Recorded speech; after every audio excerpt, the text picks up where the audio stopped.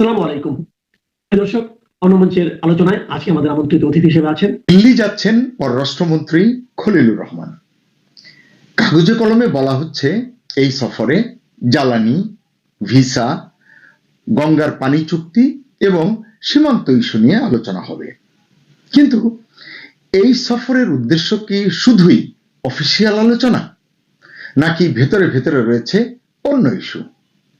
চূড়ান্ত হতে যাচ্ছে বড় কোনো রাজনৈতিক সমীকরণ, যেমন ধরুন শেখ হাসিনা ইস্যু, তারেক রহমানের সম্ভাব্য দিল্লি সফর বা প্রথম বিদেশ সফর নিয়ে বোঝাপড়া। এছাড়া নতুন সরকারের সঙ্গে মানে তারেক সরকারের সঙ্গে ভারতের সম্পর্কের হিসাব নিকাশও কি ফাইনাল হতে যাচ্ছে এই সফরে? সব মিলিয়ে খলিলুর রহমানের এই সফরটাই কি হতে যাচ্ছে দুই দেশের জন্য একটা টার্নিং পয়েন্ট? আসসালামু আলাইকুম, স্বাগত লিডস নিউজে। সম্মানিত দর্শক, ইতিমধ্যেই আপনারা জেনেছেন আগামী 7 এপ্রিল 2 দিনের রাষ্ট্রীয় সফরে দিল্লি যাচ্ছেন বাংলাদেশের পররাষ্ট্রমন্ত্রী খলিলুর রহমান। বিএনপি নেতৃত্বাধীন বর্তমান সরকার গঠনের পর এটাই কোনো বাংলাদেশি মন্ত্রীর প্রথম ভারত সফর। কূটনীতিকরা এটাকে কেবলই সফর না বলে বলছেন এটা হতে যাচ্ছে সম্পর্ক পুনঃপ্রতিষ্ঠার সূচনা দুই দেশের। সফরকালে ভারতের পররাষ্ট্রমন্ত্রী এস জয়শঙ্করের সঙ্গে বৈঠকের সম্ভাবনা রয়েছে, মোটামুটি চূড়ান্ত হয়েছে বাংলাদেশের পররাষ্ট্রমন্ত্রীর। এছাড়া ভারতের জাতীয় নিরাপত্তা উপদেষ্টা অজিত দোভাল, বাণিজ্যমন্ত্রী পীযূষ গোয়েল এবং পেট্রোলিয়াম ও প্রাকৃতিক গ্যাস মন্ত্রী হরদীপ সিং পুরীর সঙ্গেও তার সাক্ষাৎ আয়োজনের বিষয়টি প্রক্রিয়াধীন রয়েছে। ধারণা করা হচ্ছে বৈঠক হবে। তো প্রকাশ্য যে আলোচনার কথাগুলো বলা হচ্ছে সেখানে মূলত 4টি বা 5টি ইস্যু সামনে আসছে। সরকারি ভাষায় এই সফরের ফোকাসড ইস্যুগুলো হলো জ্বালানি সংকট, ভিসা সমস্যা, গঙ্গার পানি বন্টন চুক্তি এবং সীমান্ত ইস্যু। এছাড়া সীমান্ত এলাকা দিয়ে ভারতীয়দের পুশ ইন সহ দ্বিপাক্ষিক সম্পর্ক উন্নয়নের বিষয় কিন্তু রয়েছে। সন্দেহ নেই ইস্যুগুলো গুরুত্বপূর্ণ, কিন্তু তারপরও বলবো এই ইস্যুগুলোই কি সব, মানে এখানেই শেষ? আমার তেমনটি মনে হয় না। জানু কূটনীতিকরা বলছেন এই সফরের আড়ালে অন্য বাস্তবতাও রয়েছে, মানে অন্য ইস্যু আছে, এবং সেটাই আসলে হতে যাচ্ছে এই সফরের টার্নিং পয়েন্ট। সুপ্রিয় দর্শক, কূটনীতিতে সব কথা বলা হয় না, অনেক কিছু বোঝানো হয় কিংবা বুঝে নিতে হয়। আর এই সফরের আসল গল্পটা এখানেই। চলুন আমরা সহজ ভাষায় বুঝতে চেষ্টা করি। আচ্ছা, এই সফরের আসল উদ্দেশ্য কি হতে পারে বলে আপনার মনে হয়? ঢাকা দিল্লি সম্পর্ক রিসেট না রিব্যালেন্স? কারণ অবৈধভাবে ক্ষমতা দখলকারী মেটিকুলাস ডিজাইনার, খাঁটি বাংলায় কুচক্রীয় বলতে পারেন, সেই অন্তর্বর্তী সরকারের সময় বাংলাদেশ ভারত সম্পর্ক অনেক দূরত্বে চলে গিয়েছিল, কূটনীতির ভাষায় তলানিতে ঠেকেছিল। এখন প্রশ্ন, গণতান্ত্রিকভাবে নির্বাচিত বর্তমান সরকারের কোন মন্ত্রীর প্রথম সফরে সেই সম্পর্ক কি রিসেট হতে যাচ্ছে, নাকি হবে, নাকি নতুন করে কোনো শর্ত বসবে, অর্থাৎ চ্যালেঞ্জ বাড়বে তারেক সরকারের জন্য? এরপর দেখা যাক এই সফরে তারেক রহমান ফ্যাক্টরটা কিভাবে উঠে আসে। আপনি মানুন আর না মানুন, এই সফরেই বর্তমান প্রধানমন্ত্রী তারেক রহমানের প্রথম বা দ্বিতীয় বিদেশ সফর, যেটাই হোক না কেন, আপনি যেভাবেই বলুন না কেন, আগে সৌদি আরব যান বা থিম্পু যান মানে ভুটান যান বা অন্য কোনো দেশে, ভারতে কবে যাবেন, দিল্লিতে কখন যাবেন, সম্ভাব্য সেই দিল্লি সফর নিয়ে কি এই বৈঠকে আলোচনা হবে না, যেহেতু পররাষ্ট্রমন্ত্রী যাচ্ছেন? কারণ আমরা জানি ভারত তো দাওয়াত দিয়ে রেখেছে, ভারতের প্রধানমন্ত্রী নরেন্দ্র মোদীও সম্পর্ক পুনঃপ্রতিষ্ঠার জন্য হাত বাড়িয়ে রেখেছেন। দিল্লির কূটনৈতিক পাড়ায় যোগাযোগ আছে এমন বাংলাদেশি কূটনীতিকরাও মনে করছেন পররাষ্ট্রমন্ত্রী খলিলের এই সফরেই সেই আলোচনা উঠতে পারে। এবং একটা সিদ্ধান্ত চূড়ান্ত হতে পারে। কারণ পররাষ্ট্রমন্ত্রীর সঙ্গে প্রধানমন্ত্রী তারেক রহমানের পররাষ্ট্র বিষয়ক উপদেষ্টা হুমায়ুন কবিরও রয়েছেন এই সফরে, মানে থাকবেন এই সফরে। অর্থাৎ ভেতরে ভেতরে বিষয়টি ফাইনাল হতে পারে এমনটা ধারণা করা যায়। কারণ দিল্লির সঙ্গে সরাসরি রাজনৈতিক সম্পর্ক তৈরি করাটা বর্তমান সরকারের জন্য বড় অগ্রাধিকার বলে বিবেচনা করা হচ্ছে। এবার আসুন অত্যন্ত সেন্সিটিভ একটি ইস্যুতে। সেন্সিটিভ বলুন বা ক্রিটিক্যাল বলুন, সেটা হচ্ছে শেখ হাসিনা ইস্যু। শেখ হাসিনা বর্তমানে ভারতে অবস্থান করছেন। তার প্রত্যাবর্তনের ইস্যুটি বাংলাদেশের রাজনীতিতে অবশ্যই একটি বড় প্রশ্ন। আপনারা জানেন তার বিরুদ্ধে একাধিক মামলা রয়েছে, তার দলের উপরে দলের কার্যক্রমে নিষেধাজ্ঞা রয়েছে, শেখ হাসিনার উপরে আইসিটি থেকে দেওয়া মৃত্যুদণ্ডের রায় রয়েছে। এসব নিয়ে বর্তমান সরকারের ভাবনা কি, এগুলো নিশ্চয়ই আলোচনা হবে।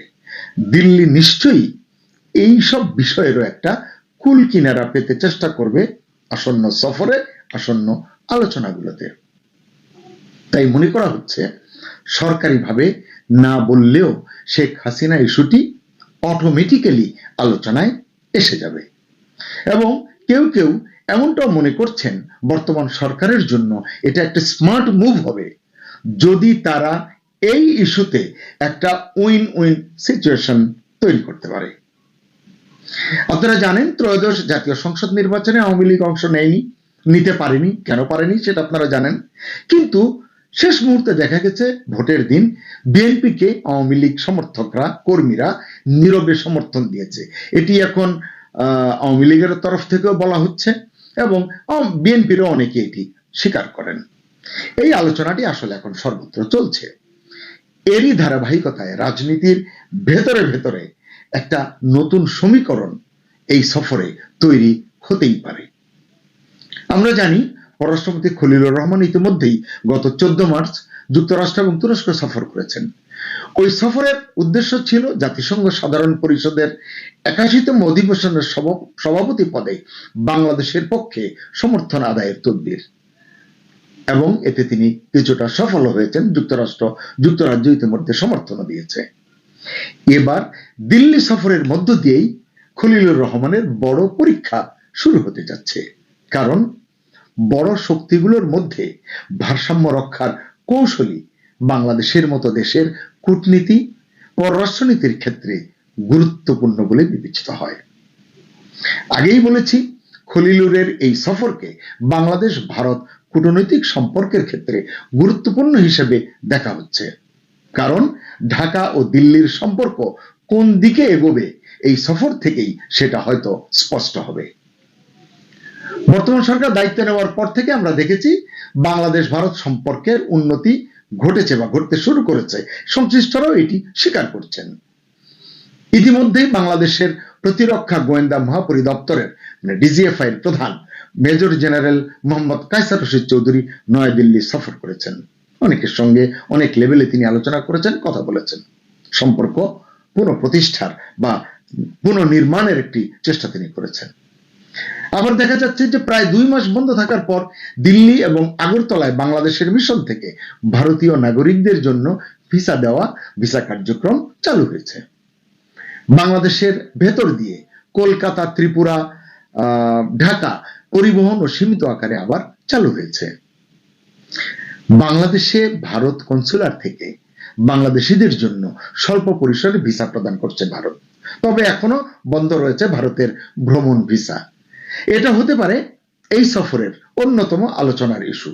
দেশের অনেক মানুষের সেদিকেই কিন্তু মনোযোগ রয়েছে এখন। এর বাইরেও দ্বিপাক্ষিক অন্যান্য বিষয়েও আলোচনা হতে পারে। অর্থাৎ ঢাকা দিল্লি সম্পর্কে তেমন টানাপোড়েন এখন দৃশ্যমান হচ্ছে না, এটাই আলোচনা থেকে আমরা বুঝলাম। তবে সবচেয়ে বড় কথা হচ্ছে দুই দেশই এখন সম্পর্কের আরো উন্নতি চাইছে, ঢাকা দিল্লি উভয়ই। তাই কূটনীতিকরা বলছেন পররাষ্ট্রমন্ত্রীর দিল্লি সফরটা সংখ্যাভিত্তিক ইস্যু, 4টা না 5টা, ওই আলোচনায় থাকবে না। ওই আলোচনার বাইরে গিয়ে দুই দেশের জন্য যেন ভবিষ্যৎ কূটনৈতিক দিক নির্দেশনার মডেল হয়ে ওঠে, এটি সবাই প্রত্যাশা করছেন। সুপ্রিয় দর্শক, আপনি কি মনে করেন দিল্লিতে প্রকাশ্য অপ্রকাশ্য আলোচনা যাই হোক না কেন, এই আলোচনা দুই দেশের সম্পর্কটা কতটা বদলে দেবে, অর্থাৎ শীতল থেকে কতটা উষ্ণ করে তুলবে? কমেন্টে আপনার মতামত জানাতে অনুরোধ করছি। ভালো থাকুন, সুস্থ থাকুন, নিরাপদে থাকুন। আল্লাহ হাফিজ। এই মুহূর্তে আপনাদের সামনে একটা রূপকথার গল্পের আলাপ করব। একই সাথে শিরোনামটা এভাবে বলতে পারি যে 1/11 নির্বাচন কমিশনার এবং ইউনূসের উপদেষ্টা ব্রিগেডিয়ার জেনারেল অবসরপ্রাপ্ত সাখাওয়াত হোসেনকে গ্রেপ্তার হতে যাচ্ছেন। রূপকথার গল্প এ কারণেই বলছি যে 1/11 বাংলাদেশের ইতিহাসে একটি আলোচিত সময়। 2007 সাল, 8 সাল, এই 2 বছর ফখরুদ্দিন আহমেদের নেতৃত্বাধীন একটি সেনা সমর্থিত তত্ত্বাবধায়ক সরকার ছিল। সেই সময় সেনাবাহিনী প্রধান ছিলেন মঈন আহমেদ, এবং সেই সময়ের শাসনকাল আমরা দেখেছি। আমি বারবারই বলি সেই সময়টাকে প্রশংসা করতে হয়, আমি প্রশংসা করি, কারণ সেই সময় দেশের প্রশাসন বেশ একটা টাইট অবস্থায় ছিল। দুর্নীতির বাজদের রাতের ঘুম হারাম হয়ে গিয়েছিল। রাজনীতিবিদ যারা দুর্নীতির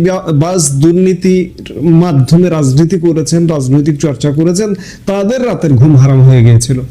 এমন একটা টাইট সময় ছিল। কিন্তু সেই সময় নিয়েও নানা বিতর্কিত আলাপও আছে। দুর্নীতি দমনের আড়ালে কিছু অনিয়মের কথাও শোনা যায়। এর সত্য মিথ্যা জানি না। এখন এই মুহূর্তে বর্তমানে বাংলাদেশের যে সরকার ক্ষমতায়, স্বর্গ থেকে নেমে আসে একটা সরকার, স্বর্গ থেকে নেমে আসে একটা রাজনৈতিক দল বিএনপি, এবং এই বিএনপি যারা করেন, বিএনপির যারা নেতা মন্ত্রী, প্রধানমন্ত্রী সহ, তারা একদম স্বর্গ থেকে নেমে এসছেন। তারা এখন সেই 1/11-কে নিয়ে তদন্ত করছেন, বিচার করছেন, এবং সেই বিচারে অবস্থা যেটি মনে হচ্ছে, সেই সময়ের 2008 সালের নির্বাচনটা নাকি ছিল বাংলাদেশের একদম সেরা স্মরণকালের সেরা কলঙ্কিত একটা নির্বাচন। এখনকার সময়ে এটি বলা হচ্ছে, কিন্তু আমরা বাংলাদেশের মানুষ দেখেছি যে 2008 সালের নির্বাচন ছিল স্মরণকালের একটা সেরা ইলেকশন, ভালো ইলেকশন। এবং সেই সময় নাকি বিএনপি ক্ষমতায় আসতো, এমন জরিপ এখন হাজির করা হচ্ছে। সেই সময় বিএনপি কেন ক্ষমতায় আসতো, বিশেষ করে 2001-06 আমলে বিএনপির যে দুঃশাসন, সেই দুঃশাসনের পরেও বিএনপি ক্ষমতায় আসতো। এখন এগুলো বলা হচ্ছে। আমরা একটু দেখি রূপকথার গল্পে কিভাবে সাজানো হয়েছে। আমরা দৈনিক মানব জমিন পত্রিকা, একটা ট্যাবলয়েড পত্রিকা আছে বাংলাদেশে, সেই ট্যাবলয়েড পত্রিকাটা কি লিখেছে তার আলোকে এই মুহূর্তে আলাপটা করতে চাই। বাংলাদেশের ইতিহাসের অন্যতম বিতর্কিত অধ্যায় 1/11, এটা কিন্তু তাদের ভাষা, মানব জমিনের ভাষা। সেই জামানায় হওয়া 2008 সালের নবম জাতীয় সংসদ নির্বাচন নিয়ে শুরুতে মোটা দাগে অনেক প্রশ্ন উঠেছিল, কিন্তু আওয়ামী লীগের দেড় দশকের ফ্যাসিবাদী শাসন সেই প্রশ্নগুলোকে অনেকটা চাপা দিয়ে রেখেছিল। আজ সময় এসেছে, ওই যে বললাম, স্বর্গ থেকে নেমে এসেছে বিএনপি নামের একটি দল, বিএনপির নেতারা, এই মুহূর্তের প্রধানমন্ত্রী। এই কারণে আজকে সময় এসেছে সেই সত্যকে সামনে আনার। কারণ দেশে ফ্যাসিবাদী শাসন দীর্ঘস্থায়ী হওয়ার পেছনে 2008 সালের ওই নির্বাচনে ছিল সবচেয়ে বড় নিয়ামক। সেনা নিয়ন্ত্রিত তত্ত্বাবধায়ক সরকার অত্যন্ত সূক্ষ্ম কৌশলে নিয়ন্ত্রিত একটি নির্বাচনের মাধ্যমে আওয়ামী লীগকে ক্ষমতায় বসানো এবং বিএনপিকে শক্তিহীন করার একটি মাস্টার প্ল্যান সাজিয়েছিল। আজ আমরা আলোচনা করব সেই পরিকল্পনার অন্যতম কারিগর এবং তৎকালীন নির্বাচন কমিশনার ব্রিগেডিয়ার জেনারেল অবসরপ্রাপ্ত সাখাওয়াত হোসেন কি গ্রেপ্তার হতে যাচ্ছেন। 2008 সালের ওই পাতানো পরিকল্পনা বাস্তবায়নের সবচেয়ে বড় ভূমিকায় ছিলেন তৎকালীন ডিজিএফআই ও সেনাবাহিনীর শীর্ষ কিছু কর্মকর্তা, যাদের মধ্যে কয়েকজন ইতিমধ্যে আইন শৃঙ্খলা বাহিনীর হাতে গ্রেপ্তার হয়েছেন। তবে এই পরিকল্পনায় শুধু সেনারাই ছিল না, এর বাইরে তৎকালীন নির্বাচন কমিশন ও প্রশাসনের একটি বিশাল অংশ সরাসরি মাঠে নেমেছিল। ফলাফল কি হয়েছিল আমরা দেখেছি। সম্মিলিত এই পরিকল্পনার ফলে আওয়ামী লীগ তথাকথিত তাদের ভাষায় এখন তথাকথিত বলা হচ্ছে ভূমিধস জয় নিয়ে ক্ষমতায় আসে, আর বিএনপিকে মাত্র 29টি আসন নিয়ে বিরোধী দলের সারিতে বসতে হয়। সম্প্রতি গ্রেপ্তার হওয়া সাবেক সেনা কর্মকর্তারা জিজ্ঞাসাবাদে সেই বিতর্কিত নির্বাচনের চাঞ্চল্যকর সব তথ্য ফাঁস করছেন। গোয়েন্দা সূত্রে জানা গেছে সেই নির্বাচনের অন্যতম বড় জালিয়াতি ছিল অতিরিক্ত ব্যালট পেপার ছাপানো। এই অতিরিক্ত ব্যালটগুলো নির্ধারিত ছক অনুযায়ী বিশেষ আসনে বণ্টন করা হয়েছিল এবং তা যোগ করে নির্বাচনের ফলাফল ঘোষণা করা হয়েছিল। অথচ আসল চিত্র ছিল সম্পূর্ণ ভিন্ন। নির্বাচনের আগে ডিজিএফআই এবং এনএসআই সহ বিভিন্ন গোয়েন্দা সংস্থার জরিপে দেখা গিয়েছিল তৎকালীন ক্ষমতা ছেড়ে দেওয়া বিএনপি আসনের দিক থেকে অনেক এগিয়ে ছিল। প্রায় সব নিরপেক্ষ জরিপই বলছিল বিএনপি এককভাবে সংখ্যাগরিষ্ঠতা পাওয়ার পথে, কিন্তু তৎকালীন সেনাপ্রধান জেনারেল মঈন আহমেদ এবং অন্তর্বর্তী সরকার সংশ্লিষ্টরা বিএনপিকে কোনোভাবেই ক্ষমতায় আসতে দিতে রাজি ছিল না। তারা পরিকল্পনা সাজিয়েছিলেন বিএনপিকে মাত্র 30টির মতো আসন দেওয়ার জন্য। এই পরিকল্পনা বাস্তবায়নে নেওয়া হবে বেশ কিছু সূক্ষ্ম কৌশল, যার বেশিরভাগই বাস্তবায়ন করে এটিএম শামসুল হুদার নেতৃত্বাধীন 3 সদস্যের নির্বাচন কমিশন। বিতর্কিত সেই নির্বাচন নিয়ে নানা প্রশ্ন ওঠায় সিসি এটিএম শামসুল হুদা দীর্ঘ সময় নিভৃতে কাটিয়ে শেষ পর্যন্ত প্রয়াত হয়েছেন। কিন্তু বাকি 2 কমিশনারের কি হাল? একজন হচ্ছেন সোহুল হোসেন, যিনি আওয়ামী লীগের আমলে হওয়া 2টি নির্বাচনে দলটির প্রার্থী হওয়ার জন্য রীতিমতো তৎপর ছিলেন, যদিও তিনি মনোনয়ন পাননি। আর অন্যজন হলেন ব্রিগেডিয়ার জেনারেল অবসরপ্রাপ্ত এম সাখাওয়াত হোসেন। মজার ব্যাপার হলো তিনি বিদায়ী অন্তর্বর্তীকালীন সরকারের উপদেষ্টা হিসেবে দায়িত্ব পালন করেছেন, অর্থাৎ ইউনূসের উপদেষ্টা পরিষদের একজন সদস্য ছিলেন। সম্প্রতি যখন অতিরিক্ত ব্যালট ছাপানোর চাঞ্চল্যকর তথ্য সামনে আসছে, তখন স্বাভাবিকভাবেই এর দায় তৎকালীন কমিশনের জীবিত 2 সদস্যের উপর বর্তায়। বিশেষ করে 1/11 অন্যতম কুশীলব লেফটেন্যান্ট জেনারেল অবসরপ্রাপ্ত মাসুদ উদ্দিন চৌধুরী ও লেফটেন্যান্ট জেনারেল অবসরপ্রাপ্ত শেখ মামুন খালেদ গ্রেপ্তার হওয়ার পর রিমান্ডে এই বিষয়গুলো নিয়ে চাঞ্চল্যকর সব স্বীকারোক্তি দিচ্ছেন বলা হচ্ছে। গোয়েন্দা সূত্রের দাবি অনুযায়ী 2008 সালের নির্বাচনের আগে জেনারেল মাসুদ উদ্দিন চৌধুরী শেখ হাসিনার সঙ্গে একটি গোপন চুক্তি করেছিলেন। সেই চুক্তির ভিত্তিতেই পাতানো নির্বাচনের মাধ্যমে আওয়ামী লীগকে ক্ষমতায় বসানো হয়। বিনিময়ে জেনারেল মাসুদ ও তার অনুসারীদের সব অপকর্ম থেকে সুরক্ষা দেওয়া হয় এবং পরবর্তীতে তাকে পুরস্কৃত করে সংসদ সদস্য বানানো হয়। নিরাপত্তা বিশ্লেষক ও সাবেক সেনা কর্মকর্তা আবু রুশদ সম্প্রতি এক লেখায় লিখেছেন, মানবজমিন এই স্টোরিটাতে এই আবু রুশদের লেখারও রেফারেন্স দিয়েছে। এই আবুল রুশদ লিখেছেন, সেই সময় বিএনপি এককভাবে 155 থেকে 160টি আসনে এগিয়েছিল। চিন্তা করুন, 2001-06 শাসন আমলে বিএনপি বাংলাদেশকে সোনায় মুড়িয়ে দিয়েছিল, যার কারণে 150 থেকে 60টি আসন মানে একক সংখ্যাগরিষ্ঠতার মতো আসন পেয়েছিল। এই আবু রুশদ সাহেব সেটি বলছেন। কিন্তু জেনারেল মঈন আহমেদের কঠোর নির্দেশ ছিল বিএনপিকে 30টির বেশি আসন দেওয়া যাবে না। এই নির্দেশনা বাস্তবায়নে নির্বাচনী ইঞ্জিনিয়ারিং শুরু করেন এটিএম আমিন ও শেখ মামুন খালেদ। এই ইঞ্জিনিয়ারিং এর ধাপগুলো ছিল অতিরিক্ত ব্যালট ছাপানো, গোপনীয়তা পরিবহন করা এবং প্রশাসনের সহায়তায় ফলাফল নিয়ন্ত্রণ করা। শুধু ব্যালট নয়, ভৌগোলিক কারচুপিরও অভিযোগ ছিল।